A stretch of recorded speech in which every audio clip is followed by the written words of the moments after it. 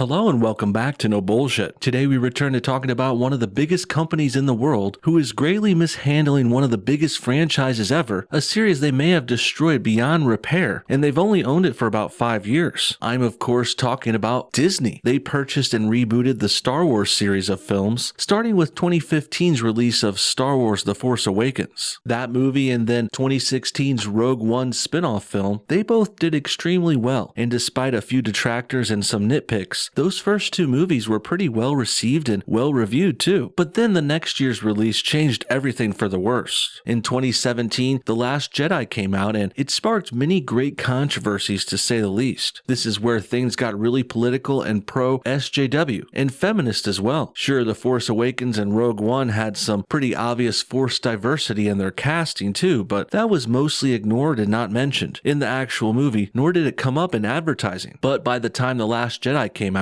the producers controlling Star Wars were becoming obnoxiously woke and in your face about it. They were mostly led by the top dog at Lucasfilm and the leader of all Star Wars projects since the Disney era began. I'm of course talking about Kathleen Kennedy. Kat became infamous when she started saying the Force is female, even boasting a shirt with that motto on it and everything. And little did these SJWs know, but this infusion of feminism into Star Wars is what was a major catalyst for its eventual downfall. Now flash back to the present, and Star Wars has released 2 more meandering shit show films since The Last Jedi, these movies being Solo and The Rise of Skywalker. They've each gotten increasingly worse, more woke, and harder to watch too. And clearly the fans and the general public were losing interest in Disney Star Wars as well. The only shining beacon of hope worth mentioning here is the well-liked and well-done Mandalorian series on Disney+, which certainly shows that good Star Wars can still be made, but as of now it should just be considered a fluke. Mandalorian is the exception to the rule, a rule which is basically Disney Star Wars is following a broken, not well thought out path, where they want to inject as many female and minority characters into projects as possible, willingly sacrificing quality and proper storytelling in the process. That finally catches us up and brings us to this week's news story. Recently, Lucasfilm made an announcement about the future of Star Wars, and many of us are a bit worried about it to say the least. This tweet from IGN can help us kick things off. It says, Lucasfilm just revealed Star Wars The High Republic, a new era for Star Wars books and comics set 200 years before The Phantom Menace. Well, that's pretty interesting. Looks like they're taking inspiration from the Star Wars Knights of the Old Republic video game series. Or more accurately, this kind of seems like a ripoff of that. But hey, Disney owns Star Wars and all of its properties now, so they can do with them what they want. And in truth, watching something set many years before the original movies, that does sound pretty cool. But I can't say this first picture of art from the High Republic is very promising though. I mean, Star Wars is obviously trying to diversify and squeeze in as many ladies as possible, but did they have to go with another white female lead here again? That's exactly what they did in The Force Awakens and Rogue One, and The Last Jedi and The Rise of Skywalker too for that matter. And having yet another white woman lead things here isn't actually as diverse as Disney obviously wants to look. In fact, I would say this is a sign of fake diversity, and Disney is just showing us they want to take it only far enough where they can still have mass appeal and make money globally. They know that casting, say, a black woman or a gay man here, that wouldn't fly well with many international audiences, especially China, a communist nation Disney has been catering to and kowtowing for decades. So instead of actually mixing it up and going the full diversity step, Disney instead does a half step and plays it safe and goes with this easy SJW choice, a white woman, a safe choice they've used for 4 movies now. And it looks like it's going to be a part of High Republic as well. The IGN article attached to this tweet has more details, so let's read on into it and see where this thing goes. Star Wars Project Luminous has officially been revealed as Star Wars The High Republic. New adult and young adult novels, children's books, and comics that will explore this new era that takes place 200 years before the events of Star Wars, The Phantom Menace. These interconnected stories, which will begin to debut in August 2020 at Star Wars Celebration Anaheim, will not overlap any of the filmed features or series currently planned for production, giving creators and partners a vast amount of room to tell Star Wars stories with new adventures and original characters. Well, again, this does sound pretty legit and actually could be cool at face value. New stories in a totally different era, finally trying something different than the usual Star Wars fare, which always seems to hark back to and reference the original trilogy from the 70s and 80s, and I seem to remember suggesting something like this years ago too. I've always wished that they could come up with something different to do in Star Wars, and I hope hoped one day Star Wars would stop obsessing over the Skywalker storyline, and now that the Skywalker saga officially ended with The Rise of Skywalker coming out a few months ago, it does appear Disney might be taking things into a new direction. Not bad, and if it's anything like the Mandalorian series, again, this could be great. But I do worry because the guys who made that show don't seem to be involved with this new stuff as much as they should. And worse, for some reason the proven failure Kathleen Kennedy is still lurking around and running things at Star Wars. And that means she's still spreading her terrible feminist ideas, something which can be seen even more when we look into this Star Wars High Republic trailer that they released. I'll go ahead and show you some pictures from their reveal trailer, and we'll talk about things beat by beat. Things start off with clips from the movies, spliced together with text about this new High Republic stuff. As we already know, it's set hundreds of years before the original films, at the height of the Galactic Republic apparently. Then we next see an interview with one of the Lucasfilm employees talking about things, and he basically goes over how this new wave of content is going to start with books and comics, but that's obviously intended to potentially inspire TV shows and movies in the future too. And following this speech, the guy talks about how they put together this really unique and diverse writer's room, and here's where things start to go downhill. As you can see by this image, that writer's room is hella diverse, and usually when SJWs make something diverse, that actually means less white people, usually less white males or straight ones, like how they've been casting the new Star Wars projects. But this writer's room actually contains a large number of white males, about 9 from what I can see here, which is actually a lot for a project like this, especially in our current year environment. These guys would have never all made it into this project if this wasn't a behind the scenes type job, a job where you usually don't see the workers. And I wouldn't be pointing this out here either if it weren't for the leftists behind this making it all about diversity themselves. More on that later too, as you'll soon see, but first, let's look at this picture of the writer's room a bit more. Don't you love how they put the one black guy in the group right in the middle, front and center? Then they got their token Asian guy right next to him. Finally, there's 6 Whammons in the group too, and the one all the way on the right being a brown person of some kind. All in all, a pretty diverse looking, woke kind of way to start this already shaky High Republic project off. Next, we get a close-up of this red-haired, problematic glasses-wearing feminist chick, and needless to say, I'm starting to worry even more. And well, I would say a lot of our concerns are confirmed by the time we see our next image. Here is a picture of a sort of idea board that was obviously up in that writing room, which has details and ideas they put together. They ended up showing this for just a moment in this teaser trailer too, but that brief glimpse of their idea board inadvertently may have exposed their whole operation. I mean, it really says a lot about your project when you have to list diversity on the board twice. Then representation gets a mention too, and now I can't even. Clearly this writer's room didn't learn any lessons from the failed SJW-filled projects that came before them. Well, they might have learned one thing actually. At least they appear to be planning out their next wave of content a little bit. This whole writer's room and the idea of plotting out things long term, that's what Disney should have done when they made their first Star Wars trilogy, which ended up becoming a hot mess due in large part to their lack of planning. And now at least they're planning out this High Republic stuff, albeit they're doing so with shitty left-wing influences still. Other things worth mentioning here are, first, the reference to humor on the bottom left. This was another sticking point that the new Star Wars movies had. Many fans argue that the humor became a bit overdone. Really seemed like Star Wars was trying to get more like the Marvel Cinematic Universe, known for their lighthearted romps and joke-filled adventure films. But usually, Star Wars doesn't work that way since it's got a much more serious tone, and it's more intense, and it's got a mythical kind of quality to it too. And sure, the original Star Wars trilogy had a few laughs in it, but they were very few and far between, and that was nothing compared to all the jokes they started squeezing in, starting with the Disney era, beginning with The Force Awakens, which also gets jokingly called The Farce Awakens. For this very reason, Star Wars can have a few laughs, sure, but overdoing the comedy is a big mistake, a mistake which this High Republic direction appears to be making already. Next, on the top middle section, this board actually says not pro-war, essentially saying there's going to be no wars in a film series called Star Wars. Genius. Then below that, they make the mistake of trying to not have a single main character again. This is something they started with The Force Awakens too, but it also turned into a muddled, confusing mess because of it. Sometimes having one main character is better and clearer and easier to follow along with. Luke Skywalker seemed to be the main character from the original films, even though he eventually shared the spotlight with Han and Leia too, but still, Luke was the clear lead, and that 3-character dynamic carried on and expanded in the next movies too, showing us more background and information about Han and Leia over time, which was nice, but the way it played out in the Disney Star Wars movies wasn't so good. Sure, Rey Rey is the de facto main in the sequel trilogy, but they sure tried to make Finn and Poe her supporting members in their form of a sort of rehashing of the original trio. But it didn't play out nearly as well for Disney, who duffed up the other two characters, who basically amounted to nothing but boringness. And also, they introduced another main character villain hybrid in the form of Ben Solo, also known as Kylo Ren. Basically, Disney messed this one up before, and they likely will again if they go with this failed strategy. This finally brings me to the Sith Empire reference at the end of this board on the bottom right. This shows me that they are in fact bringing back the whole Jedi versus the Sith dynamic, which dominated most of the original movies. This isn't bad on its own, but it is disappointing to see so much stuff getting rehashed and recycled here. The whole High Republic premise is just a rehash of Knights of the Old Republic, as I said earlier. And then when you get into where they're going with this, it looks samey and reheated as well. Like, why couldn't the Jedi interact or go up against another different group of bad guys? They could find other evil force wielders in a separate group somewhere else. Or it could be some other species or monsters or beings with a totally different strength, power, or form of fighting. The possibilities really are endless, so hopefully this High Republic team goes with something new, instead of just redoing the Jedi versus Sith thing in another time period. Another thing to add into this issue is some lines said later in this trailer, because they really made me worry about this problem again even more. A few beats after this idea board is revealed, the writers then go on to talk about how they're going to be doing all these new things, fresh ideas they claim, but then when they spell them out more, they all sound samey and rehashed once again. Like, first they basically admit the Jedi Knights will be the main characters again, but then they try and say how Jedi aren't the only groups of people in Star Wars. But instead of coming up with something really new or actually different, the guy then just says they'll be making new versions of the smuggler character and new scoundrels and bounty hunters. These of course are prominent character types in Star Wars before too, so to me this just sounded like they were rehashing old stuff once again. Just because you make new names and character models for these character types, that doesn't mean this hasn't already been done before. We've seen Star Wars characters hire bounty hunters, like when we saw Boba Fett catch Han Solo, and we also saw the Mandalorian rescue Baby Yoda. Now, I'm not saying those moments weren't badass or cool, and surely there's more room to make additional bounty hunter stories, but they have been done, and this isn't very new. But the Star Wars writers team seems to think they can sneak this by us and pass it off as groundbreaking and fresh and a new idea, when it's really not. A really new idea would be making a Star Wars story set in a restaurant on a jungle planet called Jakarta. The main characters could be the restaurant staff, led by the bartender slash owner, a purple monkey man character named Gingerbread, who's never left the planet before. He could reminisce and schmooze with customers and eventually get sent off the planet for some kind of shipping mix-up mission. I don't know, I'm just spitballing and giving you an example here of something that's new. This is something that's actually never been done in Star Wars, but it can still be tied in to what's happening in the rest of their universe. But my idea isn't like the writer's room one at all, because the Lucasfilm team is doing what they've always done. They're not making anything new or fresh at all. In fact, it's looking like they're going to have the same failings of previous Disney Star Wars projects. Most notably, they're relying too much on nostalgia, callbacks, rehashing and remaking or soft rebooting of things from older Star Wars themes, stories, and ideas. What do you guys think? Is this a good look for Star Wars? Are you interested in this new direction for the series? Or does it look like it's going to be overly diverse woke bullcrap once again? Kind of like how woke Marvel Comics have become. Comment your thoughts on everything below, and thanks for watching No Bullshit. Hit that like button to help support this channel, and we'll see y'all next time.